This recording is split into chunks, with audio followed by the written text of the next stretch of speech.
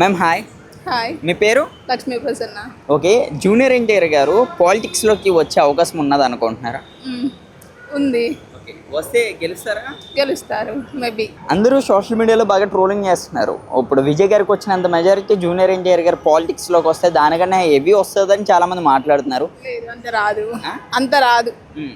CM అవుతారంటారా? 50-50. ఆయన ఎక్కడి నుంచి పోటీ చేస్తే బాగుంటుంది అంటారా? ఆంధ్రానా తెలంగాణ? ఆంధ్ర మేబీ. ఆంధ్రప్రదేశ్. ఓకే, గెలిపిస్తారా ఆంధ్రప్రదేశ్ ప్రజలు? మేబీ గెలిపించచ్చు, ఎందుకంటే వాళ్ళ రిలేటివ్స్ కూడా ఆంధ్ర సైడే కదా. సో ఐ థింక్ మీ వాళ్ళు ఎవరితోనైనా చెప్పి ఓటు వేపిస్తారా? వేపిస్తాం. మీరేస్తారా? వేస్తాం, వేస్తాం. ఓకే, పవన్ కళ్యాణ్ గారు సుమారుగా పాలిటిక్స్లోకి వచ్చి 14 సంవత్సరాల దగ్గరికి అవుతుంది. మరి ఆయన సీఎం నెక్స్ట్ తరమైన అయ్యే అవకాశం ఉందంటారు? మేబీ ఉండొచ్చు. లోకేష్ అండ్ పవన్ కళ్యాణ్ వీళ్ళిద్దరిలో ఎవరికి సీఎం అయ్యే హోదా ఉన్నదంటారు? పవన్ కళ్యాణ్. జూనియర్ ఎన్టీఆర్ పాలిటిక్స్లోకి వస్తే ఎలా ఉంటుంది? చాలా బాగుంటుంది బ్రో, ఎందుకంటే వాళ్ళ ఫాదర్ కూడా పాలిటిక్స్లో ఉన్నాడు కాబట్టి కొంచెం ఏదో ఒకటి చేస్తాడు బ్రో, బాగానే చేస్తాడు. ఓకే, అందరూ సోషల్ మీడియాలో బాగా కంపేర్ చేస్తున్నారు. మొన్న విజయ్ గారికి వచ్చినంత మెజారిటీ జూనియర్ ఎన్టీఆర్ గారు పాలిటిక్స్లోకి వస్తే ఆయనకు వచ్చే అవకాశం ఉందా అని. అది చెప్పలేం బ్రో, అంటే మన ఏపీ తెలుసు కదా బ్రో. గెలిపిస్తారంటారా? ఇంగ్లీష్ ప్రజలు ఓట్లు వేస్తారా? వేస్తారు బ్రో, ఖచ్చితంగా వేస్తారు. ఓకే, మరీ లో అయితే అవ్వదు, వస్తుంది. పవన్ కళ్యాణ్ గారు సుమారుగా రాజకీయాల్లోకి వచ్చి 10 సంవత్సరాలు ఎబోనే అవుతుంది. మరి ఆయన సీఎం ఇప్పటికీ అవ్వలేదు. ఎన్టీఆర్ గారు కూడా అదే టైం పడుతుందా, ఇంకా తొందరగా అయ్యే అవకాశం? కొంచెం తొందరగా వెళ్ళొచ్చు బ్రో. నెక్స్ట్ తరంలో ఎవరికి సీఎం హోదా ఉన్నదంటారు? లోకేష్ అండ్ పవన్ కళ్యాణ్. పవన్ కళ్యాణ్. వై పవన్ కళ్యాణ్ అంటే? పోయినసారి జరిగిన ఎలక్షన్స్లో ఒంటరిగా వచ్చినా గెలిచేసి ఉంటారు బ్రో పవన్ కళ్యాణ్. ఈసారి ట్రై చేసినా ఖచ్చితంగా పవన్ కళ్యాణే సీఎం అవుతాడు. Thank you. జూనియర్ ఎన్టీఆర్ పాలిటిక్స్లోకి వస్తే ఎలా ఉంటుందంటారు? బాగుంటుందండి. గెలుస్తారంటారా? ప్రజలు ఓట్లు వేస్తారా? వేస్తారు.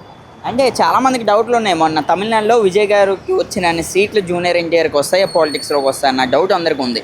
మరి మీరేమంటారు? అదేం లేదు, అంటే ఎన్టీఆర్ కూడా ఫాలోయింగ్ ఉంది కదా బాగా.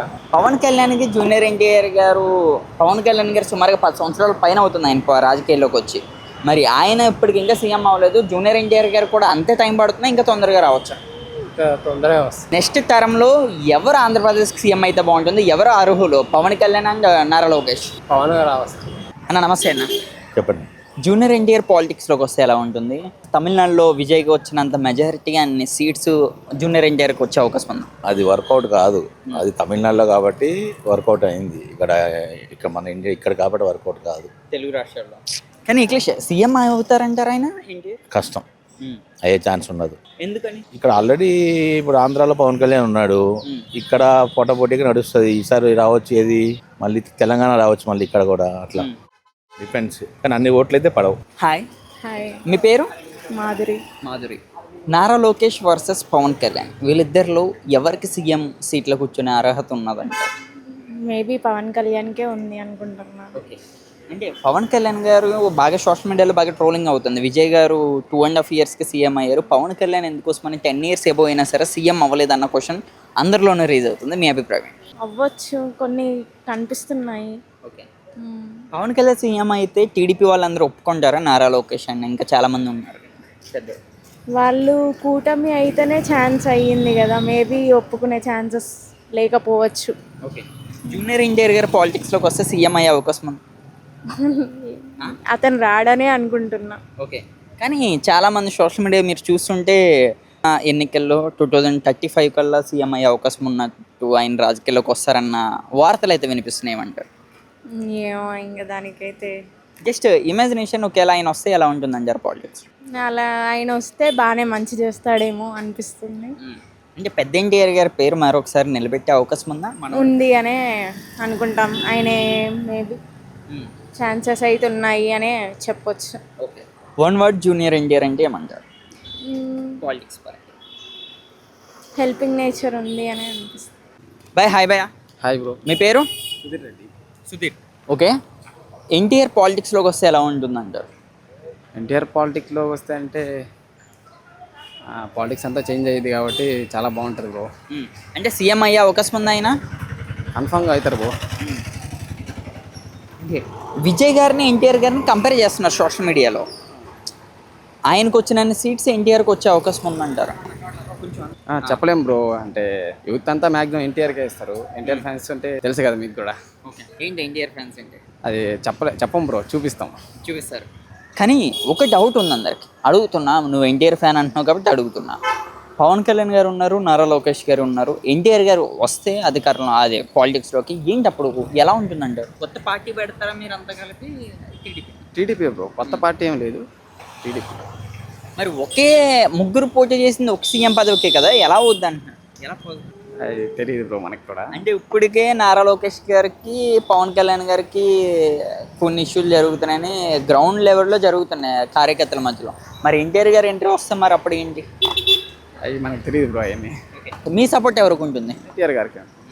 ఓకే, ఇప్పుడు నెక్స్ట్ తరంలో నారా లోకేష్ అండ్ పవన్ కళ్యాణ్, వీళ్ళిద్దరిలో సీఎం పదవికి అర్హులు ఎవరు అంటారు? ఎన్టీఆర్ గారే. నారా లోకేష్, పవన్ కళ్యాణ్. నారా లోకేష్ అండ్ పవన్ కళ్యాణ్ అంటే పవన్ కళ్యాణ్ గారు. జూనియర్ ఎన్టీఆర్ పాలిటిక్స్లోకి వస్తే ఎలా ఉంటుందంటారు? యాక్చువల్గా నాకు మూవీ యాక్టర్స్ గురించి అంత తెలియదు, కానీ ఇప్పుడు చూసుకుంటే విజయ్ తలపతి ఉన్నాడు, పవన్ కళ్యాణ్ ఉన్నాడు. వాళ్ళు పాలిటిక్స్లోకి దిగితే ఎలా ఉంది? చాలా బాగుంది. లిటరలీ విజయ్ తలపతి వచ్చి ఎలా సీఎంకి మొన్న వచ్చాడు, నిన్నటి వరకు 118 వైన్ షాప్ తీపిచ్చేసాడు కదా, చాలా మంచిగా అనిపించింది అది. సో జూనియర్ ఎన్టీఆర్ కూడా వస్తే చేంజ్ వస్తుంది. ఓకే, ఎన్టీఆర్ పాలిటిక్స్లోకి వస్తే హవా ఎలా ఉంటుందంటారు? అంటే ఆయన గతంలో పాలిటిక్స్లో తిరిగారు 2008 ఆ టైంలో. మరి ఒకవేళ ఆయన వస్తే పవన్ కళ్యాణ్ గారికి వచ్చినంత మెజారిటీ, తమిళనాడులో విజయ్ గారికి వచ్చినంత మెజారిటీ ఎన్టీఆర్కి వస్తుందంటారా? డెఫినెట్గా వస్తుంది. ఎందుకంటే గతంలో అతనికి ఆల్రెడీ ఎక్స్పీరియన్స్ ఉంది.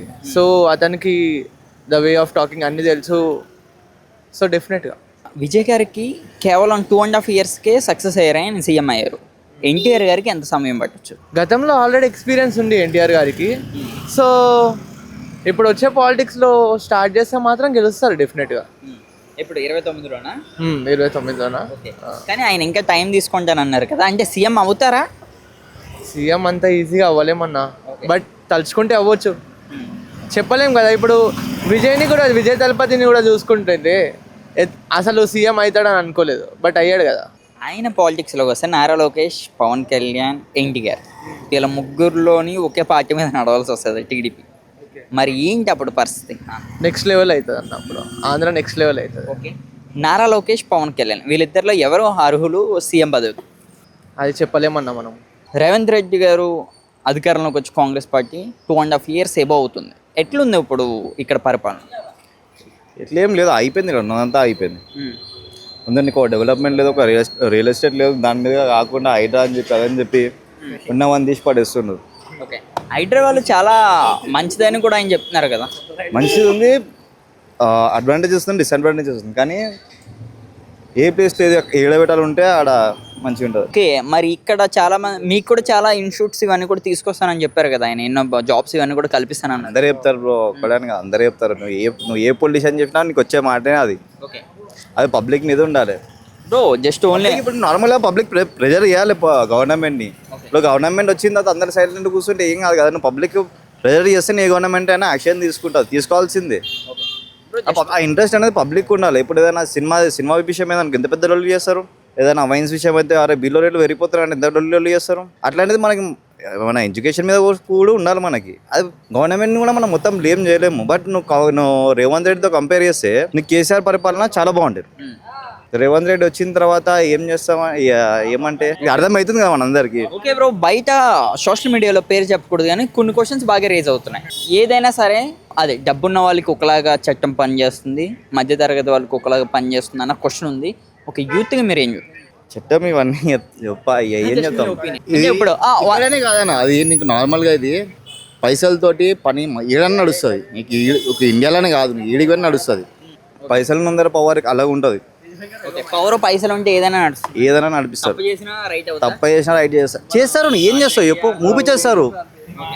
ఎంతమంది నువ్వు ఎన్ని చూస్తలేవు మన కళ్ళ, నీకు ఏదో నీ వెనకాల జరుగుతున్నా మన కళ్ళ ముంగనే జరుగుతుంది. ఏంటన్నా ఏదంటున్నారు? బండి సంజయ్ వాళ్ళ కొడుకు మీద పోక్సో యాక్ట్ పడ్డది కదా, దాని గురించి ఏమైంది మనం బయటపడుతున్నాం. ఇప్పుడు బీజేపీలోకి చూసుకుంటే బండి సంజయ్ చాలా మంచిగా చేసిండు. ఇప్పుడు వాళ్ళ కొడుకు వల్ల అయినా బదలం అయిపోయిండు. ఇప్పుడు అది నీకు ఇండైరెక్ట్గా అయినా కూడా తప్పు అవుతుంది. ఎందుకంటే వాళ్ళ కొడుకుకైనా రెస్పాన్సిబిలిటీ తీసుకోలేదు. కానీ అట్లా అని చెప్పి మనం మొత్తం బండి సంజయ్ తప్పు అనలేం కదా. అని నువ్వు ఓకే ఈ టాపిక్ వచ్చింది కాబట్టి మాట్లాడుతున్నా. ఒక 2 days నుంచి మీరు సోషల్ మీడియా చూసుకుంటే బండి సంజయ్ అనేది బాగా ట్రోలింగ్ చేస్తున్నారు. ఒక పబ్లిక్గా మీరు ఏమంటారు అంటే కొడుకు చేసిన పనికి తండ్రికి ఈ మచ్చ అయినా ఇప్పుడు ఒక నార్మల్ సిటిజన్ కొడుకు పేరు తెలుసా బ్రో నీకు? కొడుకు పేరు తెలుసా నీకు? ఏం పేరు చెప్పండి. నీకు తెలుసా? నాకు తెలియదు బ్రో. కొడుకు పేరు తెలుసా నీకు? తెలియదు కదా. సో ఇప్పుడు ఏమని పిలుస్తావు అని? బండి సంజయ్ కొడుకు అంటారు కథ. నీకు ఇంకా దీనికి ఏమైనా ఆన్సర్ కావాలా? ఓకే అంతే. బిలీవ్ అయిపోయింది. ఏంటంటే ఇప్పుడు ఆయన ఏం చేయాలంటే నార్మల్గా ఆయన నిజంగా కొంతమంది ఇరికిచ్చినారు, 50% ఇరికిచ్చింది అన్నారు, ఇంక 50% నిజంగా చేసినాడు. అది ఎవరికి తెలియదు, చేసిన తెలియదు, అది పక్కన పెట్టేస్తే వాళ్ళకి తెలుస్తుంది, అది చేసింది తెలుసు, వాళ్ళకి తెలుసు. ఆయన కేస్ ఆయన అంటే ఇక వాళ్ళకు ఏం శిక్ష చేయాలో ఆయన తీసుకుంటే బాగుంటుంది. లేదంటే తెలిసిందే కదా మనకి, ఓకే పైసలు ఇచ్చి ఓట్లు గుర్తించుకోవాలంటే అంతేనా? అంతే. ఆయనకి అంతే నడుస్తుంది. నేను పబ్లిక్ మారేంత వరకు గవర్నమెంట్ మారదు. గవర్నమెంట్ ఏ గవర్నమెంట్ ఉన్నాను, అది రేవంత్ రెడ్డి కానీ ఎవరైనా కానీ నీకు పబ్లిక్ ఉండాలి. అది అరే మనం డెవలప్మెంట్ చేసుకోవాలరా, అది చేసుకోవాలి, ఇది చేసుకోవాలి. మనం కూడా పబ్లిక్ కూడా ఖాళీ ఏంటి గవర్నమెంట్ మీద డిపెండ్ అయిపోయినాం. అరే ఓటు వేసినాడు, చేసుకున్నాడు, జాబులు రావాలి. జాబులు ఎందుకు రావాలి బ్రో? మనం క్రియేట్ చేయాలి మా జాబ్లని. ఇప్పుడు జాబ్స్ మనకి ఐటీ కంపెనీస్ అని మనకు సొంతంగా ఏం లేవు. మనము వేరే కంట్రీ కంపెనీస్ని మనం కాల్ సెంటర్ లెక్క యూజ్ చేసుకుంటున్నాం అంతే. Thank you.